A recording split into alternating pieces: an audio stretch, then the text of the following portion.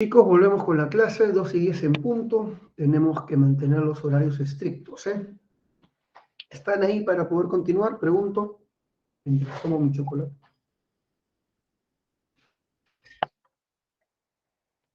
¿Están ahí para poder continuar? Ok, Linoir. Listo, solo Linoir era el... Sigamos, ¿eh? Sigamos. Seguimos. A ver, con respecto a el tribuno es el funcionario que defiende la vida y la propiedad de un plebeyo del abuso de otro magistrado. Equivale a la defensoría del pueblo. Otra vez, un alumno que diga yo para el ejemplo ilustrativo. Esos ejemplos ilustrativos ayudan, ¿eh? Pero necesito un voluntario.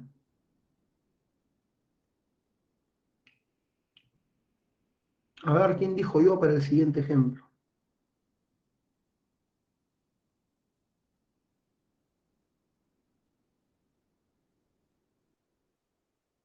A ver, ¿quién dijo yo? Bueno, Estela, tiene que ser un varón. Un varón, porque es casos... Bueno, ya, está bien. Estelita es una pobre chica que se fue a una fiesta. No te discrimines, hijita. Se fue a una fiesta de aristócratas y en esta fiesta de nobles, patricios, Estela, que es plebeya, se quedó a dormir en casa atendiendo a los invitados de este gran banquete y se perdió una se perdió una bolsa con monedas de plata. Los invitados culpan a Estela. Ella es inocente. Pero lamentablemente un juez ya dio un dictamen. Castigos públicos, prisión y latigazos. Estela se sabe inocente, saben que la están inculpando y va a un tribuno de la plebe. El tribuno, que es como la defensoría del pueblo en Roma, decide dejar sin efecto el fallo del juez. Los castigos y la prisión quedan sin efecto porque mi protegida es inocente. Y el tribuno, como ya lo mencioné, defiende la vida y la propiedad de un plebeyo del abuso de otros magistrados. Puede dejar sin efecto el fallo de un juez, puede dejar sin efecto una ley emitida por el Senado, por los comicios, puede dejar sin efecto incluso el fallo de un pretor. Es un magistrado poderoso que defiende a los plebeyos del abuso de otras magistraturas, la defensoría del pueblo romano. ¿Se entendió esa idea, chicos? Verifiquen.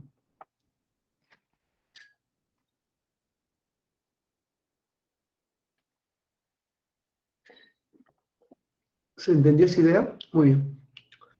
Ahora pasamos al dictador. La dictadura es un cargo extraordinario que solamente se da en casos de emergencia. El dictador tiene poder absoluto por un tiempo limitado de 6 meses. Se le adjudica estos poderes ilimitados, la máxima autoridad política y militar, para salvar la república de un periodo de crisis, para salvar el estado de la anarquía o de alguna invasión externa. El dictador tiene potestad sobre la vida y la muerte de cualquier ciudadano, ya que es el magistrado absoluto. Sin embargo, su tiempo de gobierno es limitado, 6 meses. Culminado ese periodo, el dictador tiene que restablecer los poderes del Estado, la división de los poderes. Así que es un cargo que solamente aparece en casos extraordinarios y de emergencia máxima. Una vez que hemos entendido lo del dictador, ahora pasemos a el derecho romano. El derecho es el mayor aporte de Roma a Occidente. Sus leyes, instituciones y principios jurídicos son la base de la jurisprudencia actual. Todo abogado va a tener que saber principios, leyes y principios romanos.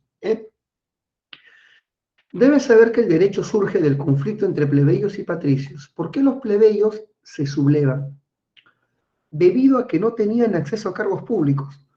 Los plebeyos no podían acceder a las magistraturas. No podían ser censores, ediles, cuestores y otros cargos más. Así que los plebeyos decidieron hacer una forma temprana de huelga.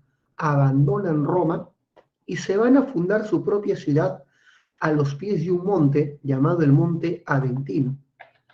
A este suceso se le conoce en la historia como las huidas al Monte Aventino, también llamado el Monte Sacro. El Monte Sacro. Muy bien. Debes saber que los plebeyos abandonaron Roma y esto fue muy peligroso para la ciudad, porque sin plebe pierdes a tu grupo tributario y una ciudad sin población queda indefensa ante el ataque de los enemigos cercanos. Así que fue prioridad para el Senado y los patricios convencer a la plebe de regresar a la ciudad. Y la plebe que exigió a cambio de su retorno acceso a los cargos públicos. Y se promovió la primera ley a favor de los plebeyos, la ley Licinia Sextia. Esta famosa ley, Licinia Sextia, permitió que los plebeyos accedan a los cargos públicos. Los plebeyos podían ser cuestores, ediles, censoros e incluso podían ser cónsules. Eso sí, como son dos, un cónsul patricio y un cónsul plebeyo. Y esa fue la pregunta que me hizo Estela, me parece, ¿no? Ahí está tu respuesta, hija. La ley Licinia permitía el acceso de la chusma, la plebe, a la magistratura y podían llegar a ser cónsules. ¿Se entendió? ¿Se entendió esto? Por favor, verifiquen. Verifiquen o desean que repita, por favor. ¿Está bien? Go si se entendió, retro si quieres que repita. ¿Se entendió esto, chicos? Retro. Pide Clarita y Helen. Los plebeyos no tenían acceso a los cargos públicos, a pesar de pagar impuestos y hacer servicio militar. ¿Qué hicieron los plebeyos? Se fueron, abandonaron Roma y se fueron al Monte Aventino a fundar su propia ciudad. A la nobleza no le conviene que el pueblo abandone la ciudad y decidieron hacerlos volver. A cambio de eso les van a dar acceso a los cargos públicos a través de la famosa ley Licinia. La ley Licinia permitía que la plebe acceda a las magistraturas, a los cargos públicos, incluso llegando a ser cónsules. El acceso plebeyo a las magistraturas se logró a través de la ley Licinia Sextia. ¿Ahora sí se entendió, chicos? Pregunto. Muy bien.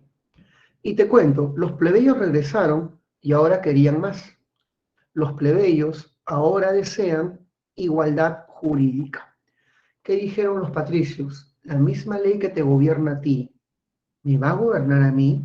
Jamás. Ustedes son chusma, nosotros somos nobleza, así que ubícate, naco. ¿Y qué hicieron los plebeyos? Se fueron al Monte Aventino, su segunda huida. Y esta vez dijeron que no regresarían hasta que se les otorgue igualdad jurídica con la nobleza. Y fue a través de esta presión política que el Senado decidió elaborar la ley de las 12 tablas.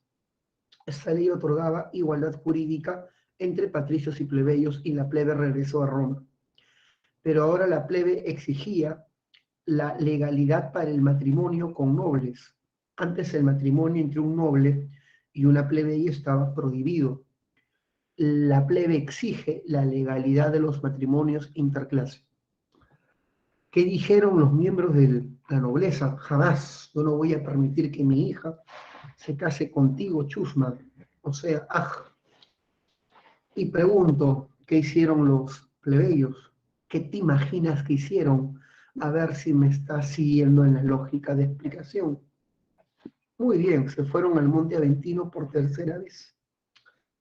Y finalmente el Senado dio su brazo a torcer y con la ley Canuleia permitió los matrimonios entre clases, interclase. Luego viene la ley Obulnia, que permitió el acceso plebeyo al sacerdocio. Muy bien. A los cargos religiosos. Terminado esto, comienza la expansión romana. Los romanos se van a expandir primero por Italia. La conquista de Italia no fue sencilla. Para dominar el norte, Roma debía someter un pueblo poderoso, a los etruscos. Para dominar el sur, Roma debía derrotar a los griegos de la llamada Magna Grecia. Estela, el derecho al veto es lo que ya expliqué. El derecho al veto a la anulación de decretos y fallos judiciales lo tiene el tribuno. Suspende fallos, decretos y leyes en defensa de los plebeyos. Este derecho de censura a fallos y decretos se llama el derecho al veto. Ahora sí, Estelita. ¿Sí?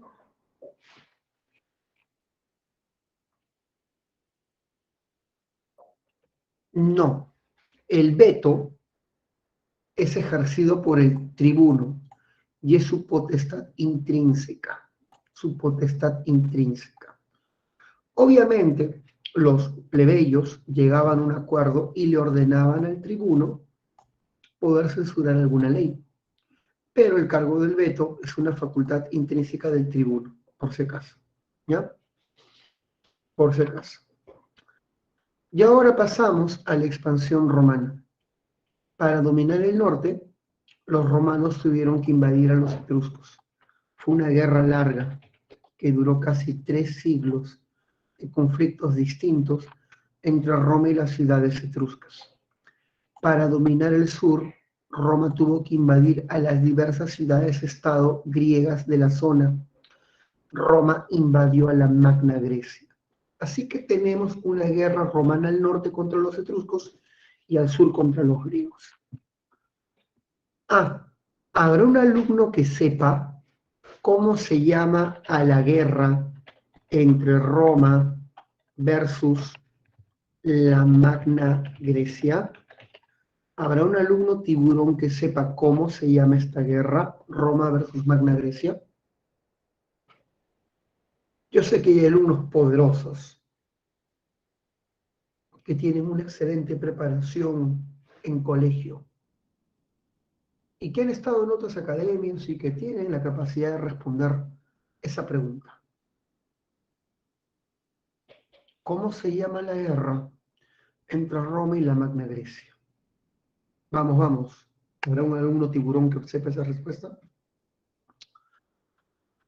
Bueno, si no hay, la respondo yo. La Magna Grecia fue defendida por un rey mercenario griego llamado Pirro, y fue Pirro el que enfrentó a los romanos muy bien Germán, en la defensa de la Magna Grecia. Estas guerras son llamadas guerras pírricas, ¿ya? Las guerras pírricas. Muy bien. Muy bien, Linor, muy bien, Germán. Y una vez que Italia quedó completamente sometida, ahora los griegos se lanzan a invadir Sicilia. Sicilia es una isla estratégica en el Mediterráneo.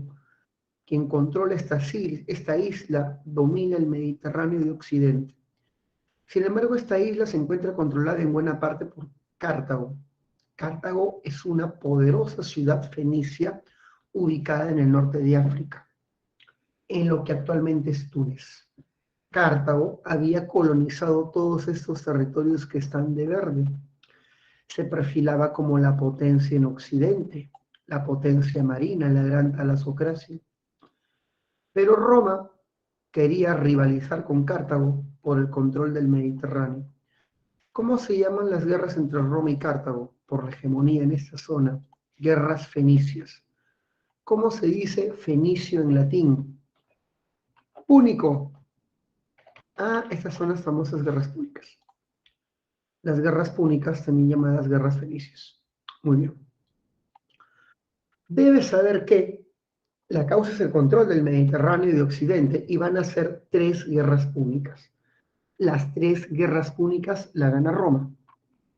En la primera guerra púnica, Roma derrota a Cartago y se apodera de las islas del Mediterráneo. Roma se queda con las islas del Mediterráneo.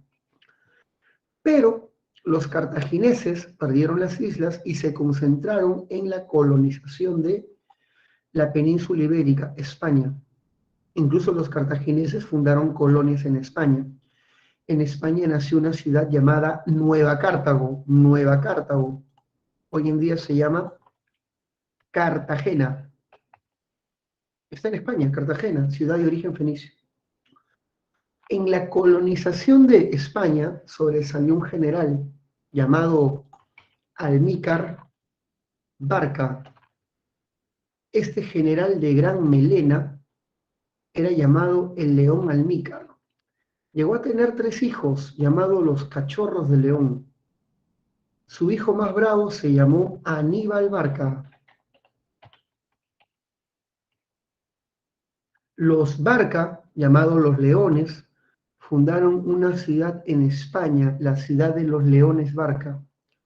¿Cómo se llamó? Barcelona, ciudad de los Leones Barca. Así que, hijo mío, los fenicios colonizan España. Y cuando Aníbal tenía 9 años, participó de una ceremonia de sacrificios al dios fenicio Baal.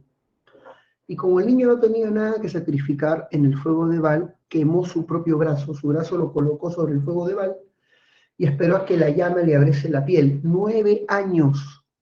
Y mientras la sangre fluía, el niño dijo: juro odio eterno a Roma por esta ofrenda de sangre y carne mía. Así pensaban los 9. Estos grandes hombres no fueron niños, fueron hombres desde su infancia. Por eso fueron tan extraordinarios como Alejandro, Aníbal, Napoleón, Mehmed de los turcos. Estos no fueron niños nunca. Fueron hombres desde chiquitos. Y cuando Aníbal tenga 26, será el hombre que impulse la Segunda Guerra Púnica. Aníbal atacó Roma con un contingente ejército compuesto por más de 52 elefantes de guerra y más de 60.000 hombres, y atacaría Roma por el norte siguiendo esta ruta. Su mayor hazaña fue el cruce de una cadena de montañas que es prácticamente inexpugnable, el cruce de los Alpes, para poder atacar a Roma por el norte. El cruce de los Alpes. Imagínate cruzar los Alpes con más de 3.000 metros de altura. Imagínate cruzar los Alpes en medio del invierno, con ventiscas y heladas, al lado de caminos que te dan a precipicios, barrancos y cañones, en pequeños caminos que no superan los 10 metros. Cruzarlo con caballos, miles de hombres pegados, vientos fríos y gélidos, y bajo el ataque de las tribus alpinas que causaban avalanchas para matar a la gente. 15 días de infierno cruzando los Alpes. ¿Cuántos elefantes cruzaron de los casi 50 y pico que llevó? 4. ¿Cuánta gente murió? Más de 20.000 personas. Fue una hazaña de autosacrificio para poder aplastar a Roma. Y al llegar al norte, Aníbal venció a los romanos en 4 batallas, siendo su victoria más grande la batalla de Canas. Esa fue su super victoria. Para concretar su victoria, Aníbal solicitó apoyo a Cartago, pero el Senado de Cartago, el gobierno de Cartago, le negó el apoyo. ¿Por qué? Porque este gobierno estaba dominado por políticos enemigos de la familia Barca. No querían ver a los Barca triunfar. Y la mezquindad política hizo que su propio país no le envíe recursos. Aníbal estuvo ocupando Italia 9 años intentando sublevar a los pueblos italianos contra Roma sin éxito. Y la ayuda nunca llegó. Roma tuvo tiempo suficiente, 9 años, para recuperarse, al mando de un general famoso llamado Cornelio Scipión. Y será Scipión el que decide atacar a Cartago directamente. Este gobierno de Cartago, que le negó apoyo a Aníbal por 9 años, ahora solicita su auxilio. Le pregunto, hijo, ¿tú que fueses Aníbal irías a apoyar esa clase política mezquina que te abandonó en Italia tu suerte? Muchos dirían no, que se mueran, pero Aníbal ama la ciudad y no quiere que sea destruida, así que fue a presentar batalla en defensa de su patria y fue vencido en la batalla de Sama. Fue vencido en la batalla de Sama, que se puede ver aquí. Bueno, pues la vida es así. Roma ganó y se quedó con Hispania. En la Tercera Guerra Púnica, Roma destruye Cartago y se apodera del Mediterráneo. Así que son 3 guerras púnicas y Roma va ganando islas, península ibérica y finalmente el control del Mediterráneo. Cartago es destruida. La guerra contra Cartago le dio a Roma la capacidad de apoderarse de esta zona y Roma esclavizó a toda la población de Occidente. Casi todos terminaron como esclavos y Roma tendrá los recursos para lanzarse a invadir Oriente. Roma invade a Macedonia, invade a Siria y finalmente Egipto, como ya veremos. La guerra que fue el punto de inflexión para Roma son las guerras púnicas. Chicos, ¿se entendió todo hasta ahí? Miren, solamente nos faltan 3 PPTs y se acabó. ¿Hasta ahí vamos bien, te pregunto? Muy bien, Estela, muy bien, Lenoir. Y ahora sí, quien aprende esto, va a tener un montón de level. Tras las guerras, Roma anexó nuevas tierras, y estas tierras que el Estado gana por conquista se llama ager publicus. Claro que sí. Y estas tierras el Estado se le entregó a la gente rica que tenía capitales para poder explotarla y crear grandes haciendas. El ager publicus se entregó a los patricios que con sus capitales formaron grandes haciendas llamadas latifundios. Sí. Estos latifundios llenaron el mercado de trigo barato. Eran haciendas grandes, con mano de obra esclava, cuyos propietarios son patricios, y estos patricios recibieron del Estado tierras, el ager publicus. Pregunto, si tú eres un pequeño agricultor, ¿te conviene la aparición de grandes haciendas? No. Estas haciendas con su gran producción se apoderan del mercado. Y los plebeyos, pequeños y medianos agricultores, terminan arruinados por la aparición de esas haciendas que copan el mercado con trigo y productos baratos. Los plebeyos terminaron arruinados y cada vez más pobres, y para vivir tuvieron que vender sus tierras. Hijo mío, qué ironía. La guerra ha hecho que los ricos terminen más ricos y los pobres más pobres. Hay una agudización de las diferencias sociales. Si tú eres plebeyo y has perdido tu tierra, vas a estar molesto con el Estado. ¡Qué injusticia!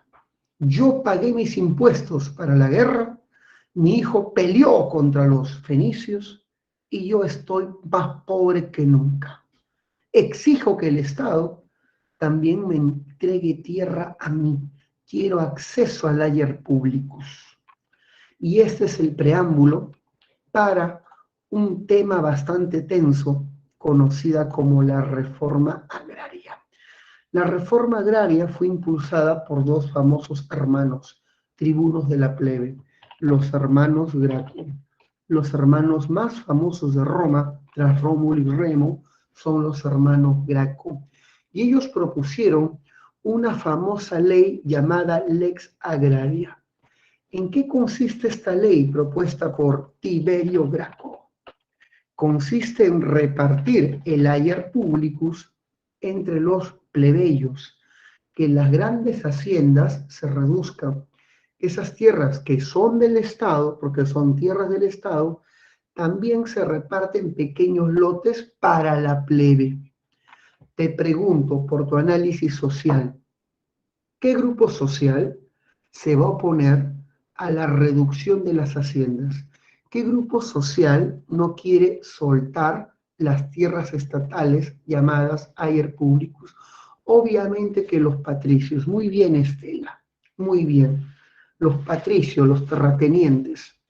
Y estos patricios, agrupados en el partido del Senado, por si acaso, el partido que representa a los patricios es el partido senatorial, también llamado partido optimate, porque representa a los hombres más ricos, de mejor estatus y educación. Los optimus, los mejores hombres, los nobles.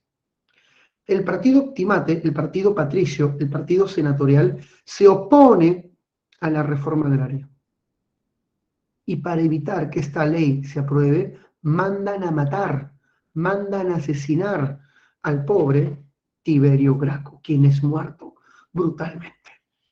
Lo matan para evitar la aprobación de la reforma agraria. Su hermano, llamado Cayo Graco, propuso la aprobación de una ley a favor de la plebe, la ley frumentaria. Y esta ley que proponía reducir el precio del cereal, reducir el precio del trigo para la gente más pobre. Si tú eres un plebeyo pobre, vas a comprar trigo barato, trigo subsidiado a mitad de precio por el Estado. Pregunto, ¿a quienes no les conviene que el precio del trigo baje o que se reduzca? ¿A quién no le conviene un control de precios?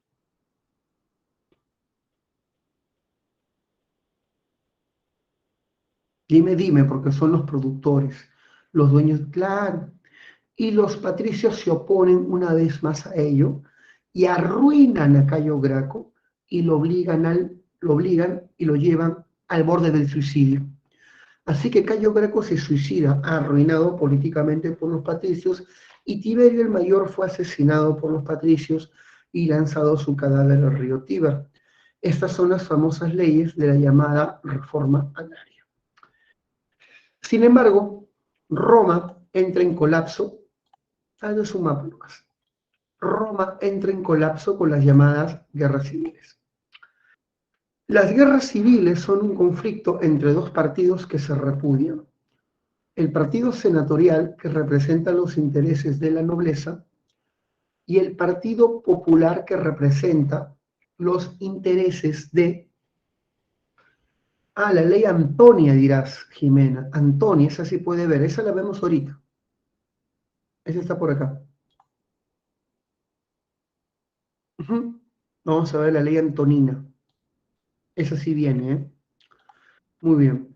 Escucha. Pero debes saber, hijo mío, de que las famosas guerras civiles son una guerra entre el partido senatorial y el Partido Popular. El Partido Popular es un partido reformista que propone cambios sociales a favor de la plebe y recibe el apoyo del pueblo. Es un partido populista. La Primera Guerra Civil enfrentó a Mario del Partido Popular contra Sila del partido senatorial. Se van a masacrar por el control del Estado. ¿Quién gana esta primera guerra civil? La gana Sila, del partido senatorial. Sila derrota a Mario y a sus seguidores y manda a perseguirlos y a ejecutarlos y exterminarlos. Sila se convierte en dictador. Pregunto, ¿cuánto debe durar una dictadura? Escriban, chicos, a ver si están entendiendo. ¿Cuánto debe durar una dictadura? Por ley, ¿cuánto debe durar?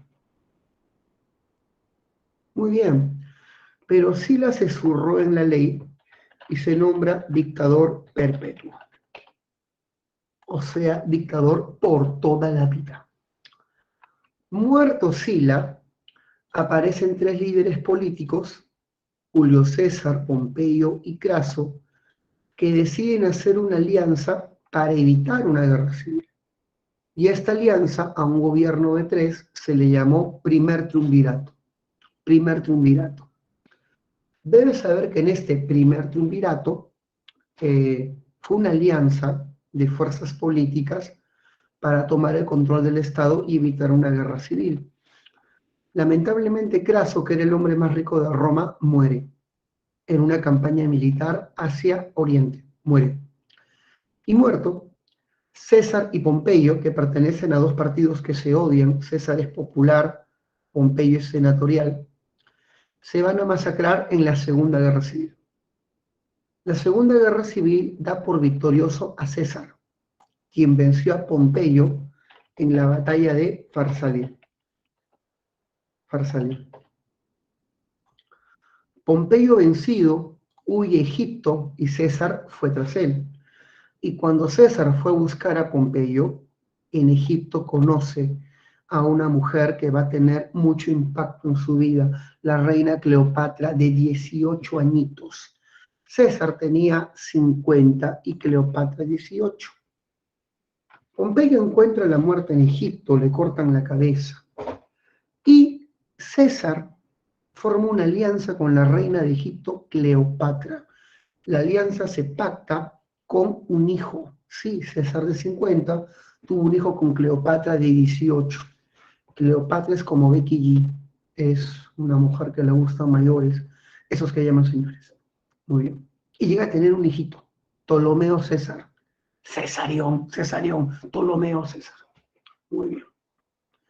César regresa a Roma y se nombra dictador vitalicio. César, dictador vitalicio, o sea, por toda su vida, y comienza a hacer reformas a favor de la plebe.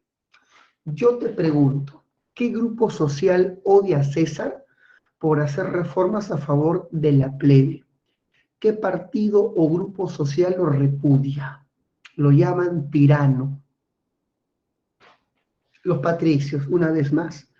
Los patricios y el partido optimate. Los patricios del partido optimate o partido senatorial. Buscan un pretexto para matar a César. ¿Y cuál es su pretexto? Quiere ser rey. César quiere ser rey, quiere restablecer la monarquía. Y al grito de muerte tirano lo asesinan. 24 puñaladas en la espalda, lo matan. Muerto César, se forma, por si acaso, entre los asesinos sobresale dos traidores terribles, Casio y Bruto. César amaba a estos jóvenes como a sus hijos y los llenó de honores y les perdonó muchas faltas. Pero estos chicos de nobles familias no estaban a favor de un gobierno populista y decidieron matarlo y organizar su muerte. Casio y Bruto pasan a la historia como el arquetipo de la perfidia y de la traición. Por eso es que en la Divina Comedia de Dante, la peor falta, el peor de los pecados es la traición. ¿Y quiénes están en el círculo de los traidores? Judas, Bruto y Casio. Aparecen en la literatura, los traidores de César. Ahí creo que también debe estar Miyachiro, del Portal, Edwin Sierra, Melissa Pérez. Muy bien. Una vez más que hemos dicho esto, ahí van a acabar, ahí van a acabar. Pasamos a lo que viene a ser el segundo triunvirato. Muerto César, hijo mío, aparecen tres hombres para vengarlo: Octavio, Marco Antonio y Lépido. Estos tres generales pertenecen al mismo partido popular, son del Partido Popular, y se unen para vencer al Senado, y así lo hacen. Octavio, Marco Antonio y Lépido derrotan al Senado, vencen finalmente a los optimates eliminados y se reparten Roma. Octavio es el más importante, es el sobrino de César y su hijo póstumo. César lo convirtió en su hijo póstumo en su testamento. Marco Antonio y Lépido son generales de César y se reparten los territorios de Roma. Octavio se queda con Occidente, Marco Antonio con Oriente, Lépido con África. Y luego Lépido se retira de la vida política para dedicarse a los cargos sacerdotales. Así que quedan Marco Antonio y Octavio. Sin embargo, Marco Antonio conoce a Cleopatra, se convierte en su amante, le hace 3 hijos. Y Marco Antonio comete un error. Decide que sus hijos heredarán Egipto y las provincias de Oriente. ¿Y qué dice Octavio? Oye, ¿tú estás loco? Esas provincias de Oriente son de la República, no son tu patrimonio personal para que lo entregues a tus hijos que van a ser reyes porque son hijos de la reina de Egipto. No. Y esta desaveniencia entre viejos aliados da origen a la Tercera Guerra Civil. La Tercera Guerra Civil es entre dos aliados antiguos, Octavio y Marco Antonio. Se van a enfrentar. Y el ganador fue Octavio en la batalla de Accio. Marco Antonio se suicida y Cleopatra se suicida también, metiéndose a una habitación con una canasta donde llevaba, hijo mío, una cobra negra. La cobra negra le pica y finalmente Cleopatra se suicida con veneno de víbora. Ah, muy bien. Hasta ahí, ¿cómo vamos, chicos? ¿Todo bien? Hasta ahí, ¿cómo vamos, chicos? ¿Todo bien? Sí. Pero amigo Linor, simplemente tienes que hacer síntesis. Recordar lo que dice el cuadro, nada más.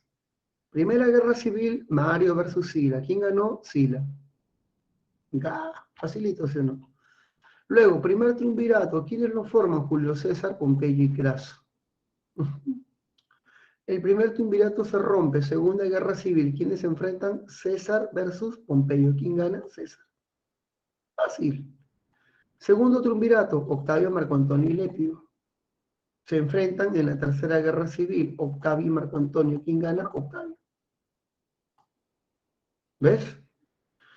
Simplemente te vas a lo que dice el cuadrito y no te traumas mucho, estimado amigo Linoel. Debes saber que Octavio se convierte en el primer emperador de Roma. Comienza el imperio.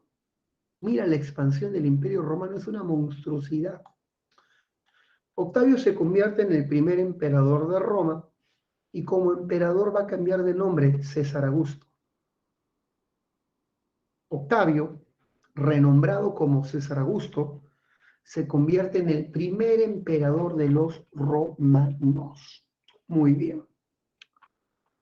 La historia romana del imperio se divide en el Alto Imperio, esplendor bajo imperio, decadencia.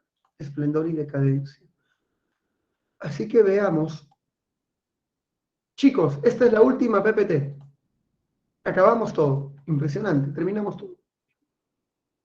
Es la última PPT. Así que con esto terminamos tranquilos. El primer emperador fue Augusto. Su gobierno fue un gobierno de esplendor artístico y cultural. Llaman a esto el siglo de Augusto. Aparecen los mejores poetas e intelectuales latinos, o sea, romanos.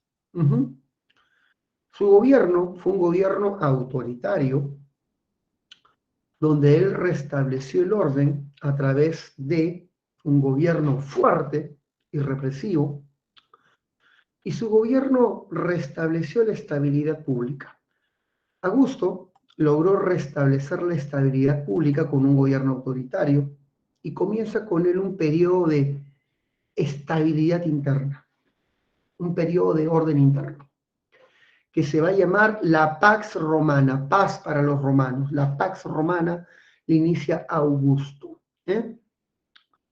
Luego de Augusto hay otros emperadores importantes, como Nerón. Nerón es famoso porque culpó a los cristianos del incendio de Roma. Eran inocentes y los mandó a castigar, quemar y perseguir. Nerón inició la persecución cristiana en Roma. Hay otro emperador famoso, el que está acá, Vespasiano. A este lo vas a recordar, porque Vespasiano, hijo mío, construyó el Coliseo. Bueno, en realidad, el Coliseo romano se llamó en su momento anfiteatro. El anfiteatro de los Flavios, ese es el nombre oficial del Coliseo. Claudio Estela es importante en la medida que conquistó Gran Bretaña. Claudio conquistó esto. Claudio conquistó Britania, Gran Bretaña. Por eso se lo recuerda más que nada. Ya, sigamos. Otro emperador famoso es el emperador Trajano. Él logró la máxima expansión territorial. Aquí está Trajano. Trajano es famoso porque invadió el último territorio conquistado por Roma. ¿Y cuál fue la última provincia que Roma conquistó? La Dacia. La última provincia conquistada por Roma fue la Dacia. ¿Y qué nombre le pusieron a la Dacia? Romanía, tierra de romanos, Romanía. Y actualmente se llama Rumania. Rumania. ¿Ya? Listo. Después de Trajano, hay otros emperadores como Carcalla, y Carcalla creó una ley llamada la ley Antonina. ¿sí? ¿Y qué promovía la ley antonina? La ley antonina promovía, hijo mío, de que todos los ciudadanos, varones libres, podían acceder a la ciudadanía siempre y cuando paguen impuestos. La ley de la ciudadanía general: pagas impuestos y accedes a cargo de ciudadano con derecho de votar y ser elegido en los cargos públicos. La ley antonina o de ciudadanía general. El emperador Constantino creó la ciudad de Constantinopla.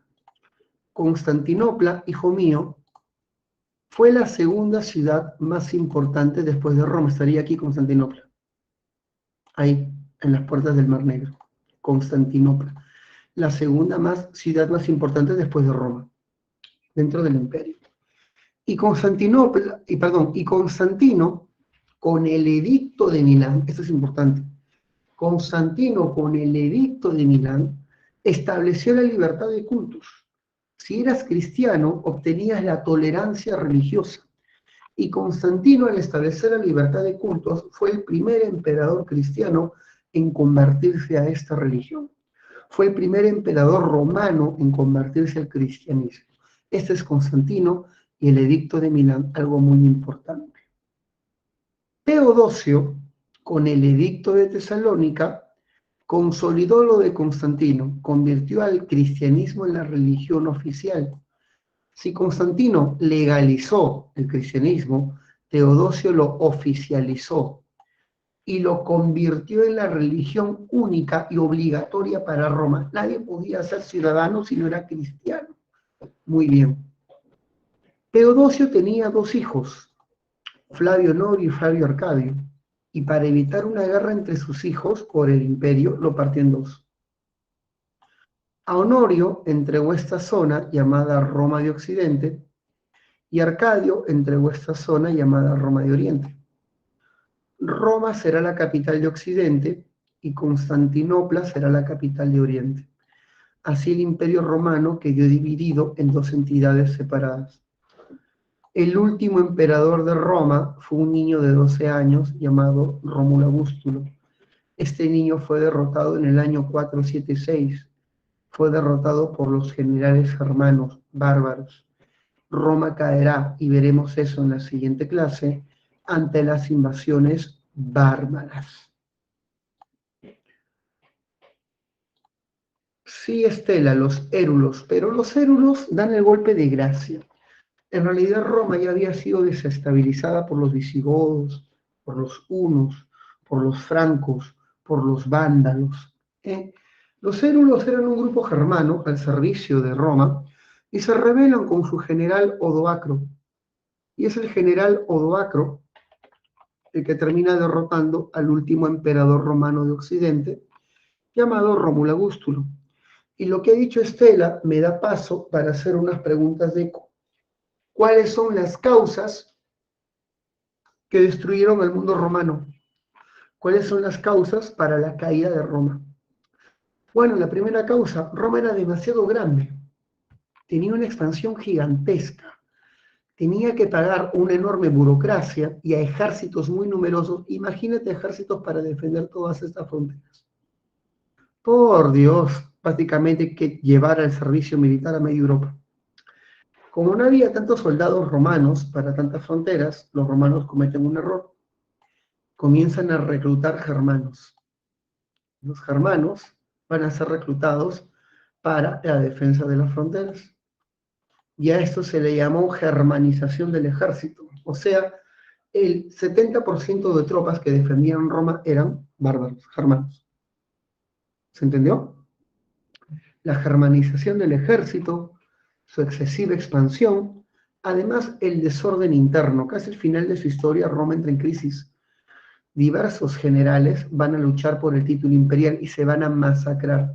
Y esta crisis o conflictos internos desestabilizaron al Estado y lo llevaron a su decadencia. Y otro factor ya sería las invasiones germanas, las invasiones bárbaras, que veremos la siguiente clase. Chicos, se acabó. Acabamos toda la clase de Roma completita. ¿Alguna pregunta? ¿Alguna pregunta, chicos, para comenzar a desarrollar nuestra separata? ¿Todo claro hasta ahí?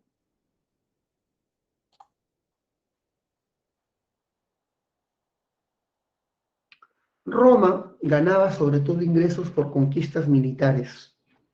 Las conquistas militares van a permitir que Roma gane tierras y mayores pueblos tributarios.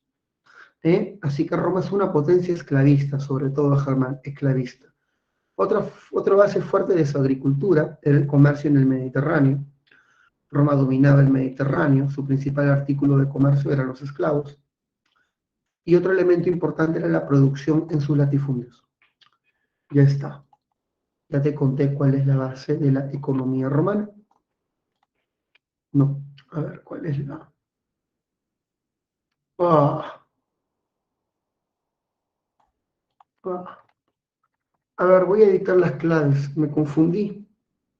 Descargué otra cosa en mi ordenador. Pero así que chicos, no hay pregunta. Voy a editar las claves.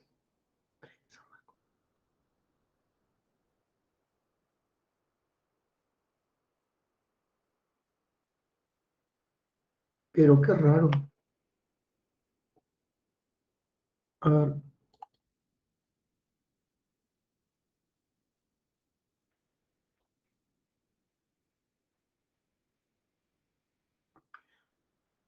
¿O será que tiene las dos?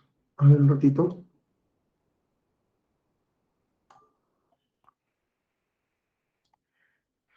Qué raro.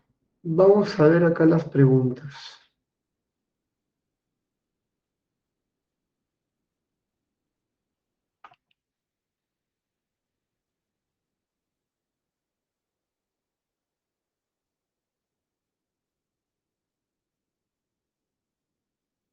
Ya. Chicos, no pude descargar las preguntas para compartirlas, así que voy a dar las claves, ¿eh? Dar las claves. La pregunta número 1 de esta semana, la clave es avión. Avión. La pregunta número 2, la clave es beso. La pregunta número 3, la clave es dedo. La pregunta número 4, la clave es casa. La pregunta número 5, la clave es dedo. Lo que voy a hacer ahorita,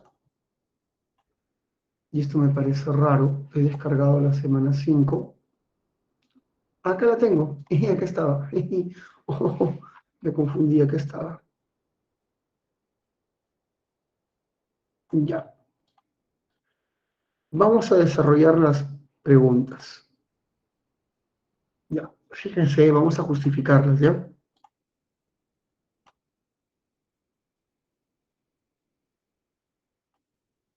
Dice así, Grecia no estuvo exento de conflictos y guerras. Durante el proceso histórico griego se desarrollaron varios enfrentamientos externos e internos. Uno de los principales conflictos externos fueron las guerras médicas desarrolladas entre estos años. Identifique cuáles son los enunciados relacionados a las guerras médicas. ¿Tuvo como detonante el apoyo de Atenas a la rebelión de Mileto? Sí, fue el detonante. ¿Durante el conflicto murió Pericles? No, esto es de las guerras del Peloponeso.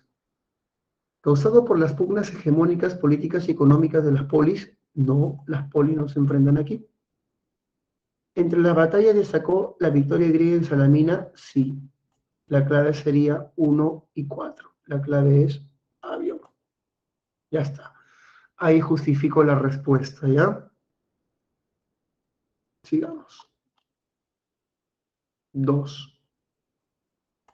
Dice, la escultura fue una de las principales manifestaciones artísticas del mundo griego, presentando características propias en sus diferentes periodos. En las imágenes se puede apreciar el discóbolo, el acoonte y sus hijos. Y la última es un kuros o coré, establecer en qué periodo fueron realizados cada uno de ellos. Este es del periodo arcaico, el coré. Este es del periodo clásico, y estas esculturas muy dramáticas y con mucha expresión son del periodo helenístico. Así que vamos a ver.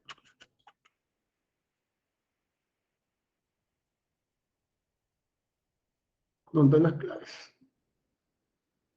Aquí está. Una clave. Ah, ya, está en orden, pues.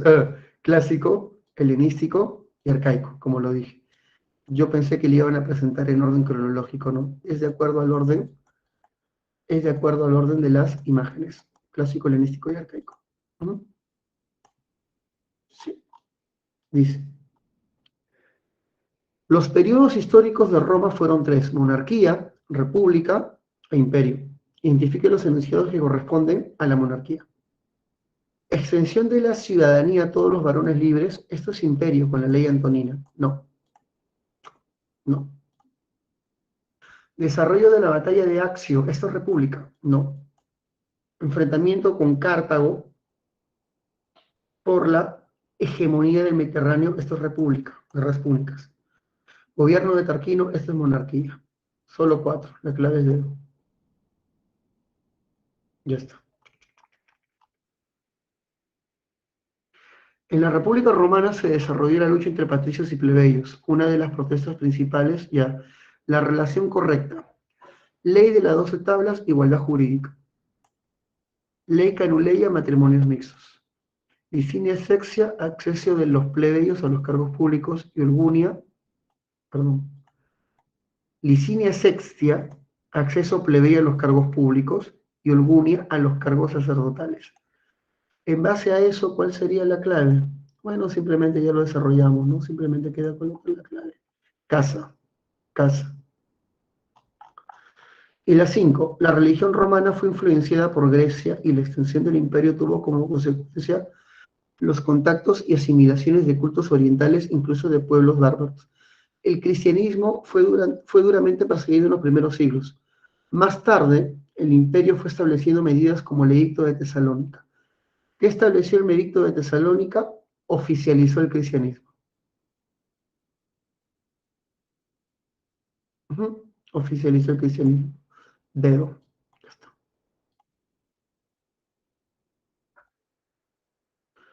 Chicos, ya está. Ya está. Con eso hemos cumplido todo el contenido de la clase. Simplemente nos pusimos a desarrollar la separata. Listo, ¿alguna pregunta antes de irme, chicos? ¿Alguna pregunta antes de irme? Las fijas, ya, siempre viene guerras púnicas de este tema, siempre viene guerras púnicas y guerras médicas. Repasen esas dos cosas porque viene a cada rato. Otro elemento que preguntan mucho de Grecia. A ver, guerras púnicas. De Grecia preguntan sobre todo organización de Esparta y Atenas. De Roma van a venir leyes, las leyes romanas. Otra cosa que viene mucho en Roma es la reforma agraria. Concentrarse en esa temática, Concentrarse en esa temática, por favor, que es lo que más viene. A ver, ¿qué vienen de guerras púnicas? Las causas y las consecuencias. ¿Qué vienen de guerras médicas? Igual, causas y consecuencias. De Esparta y Atenas, ¿qué vienen? La organización política y las instituciones.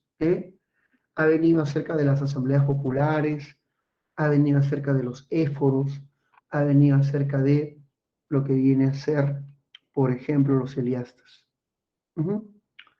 Las leyes, ¿qué es lo que más viene de leyes? La clásica, pues, ley Canuleia, ley Olgunia, ley Licinia, eso viene mucho. Y la reforma agraria con la ley frumentaria y la lex agraria. También vienen un montón. ¿Ya? Básicamente dijeron las preguntas de tu examen en Grecia y Roma. Los aportes de Roma, ya lo menciono, ya lo dije, ¿no? El derecho, su mayor aporte. El latín, que es la lengua que dio origen a las lenguas romances. El latín es la lengua romana que generó las lenguas actuales llamadas lenguas románicas o romances o lenguas vulgares. Otra cosa que viene mucho de Roma es que en Roma nace la Iglesia Católica. Claro, los romanos se vuelven cristianos, adoptan el cristianismo y organizan su culto llamado catolicismo. El catolicismo viene a ser el cristianismo de Roma. Chicos, se acabó, cumplimos la hora. Un abrazo para todos. Gracias por su atención. Nos estamos viendo. Cuídense mucho y vamos por el repechaje. Nos vemos. Cuídense. Chaufa, chaufa.